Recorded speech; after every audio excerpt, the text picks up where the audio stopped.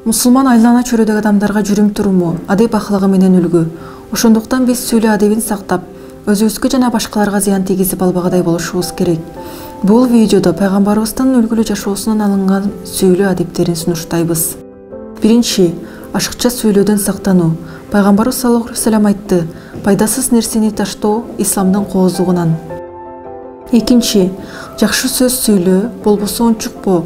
Аллахтын элчиси саллаллаху алейхи ва саллям айткан: ким Аллахка жана акырет күнүнө ыйман келтирсе, жакшы сөз сүйлөсүн, же унчукпасын. Үчүнчү, шашылбастан ачык жана таза сүйлөө. Айша радиаллаху анха айтат: пайгамбарыбыздын саллаллаху алейхи ва саллям сөзү силердин сүйлөп жатканыңар сыяктуу эмес эле. Ал так жана дана сүйлөйт эле. Жанында отургандар аны жаттап алышчу. Төртүнчү, сөздүн тууралыгын ойлонуп, толук түшүнүү менен сүйлөө.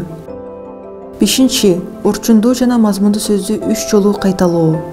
Анас бин Малик радиаллаху анху айтты: пайгамбарыбыз саллаллаху алейхи ва саллям адамдар жакшы түшүнүүсү үчүн сөзүн 3 жолу кайталайт эле. Алтынчы, ачууланып жатса жини тарагандан кийин сүйлөө. Жетинчи, чындыкты гана айтып, калп сүйлөөдөн сактануу. Пайгамбарыбыз саллаллаху алейхи ва саллям айткан: силер чындыкты сүйлөгүлө, анткени чындык жакшылыкка, ал эми жакшылык бейишке алып барат. Жалгандан сактангыла, анткени жалган күнөөгө, ал эми күнөө тозокко жеткирет.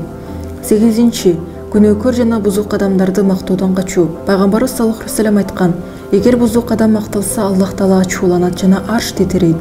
Тогузунчу, оройлуктан жана кимдир бирөөнү кемсинтүүдөн алыс болуу. Хинд бин Аби Халя мындай деген: пайгамбарыбыз саллаллаху алейхи ва саллям катуу мүнөз жана кемсинтүүчү адам эмес эле. Онунчу, сүйлөөдө жана суроо берүүдө улууларга кезек берүү. Видеону жакындарыңыз менен бөлүшүп, жакшы ишке себепчи болуңуз.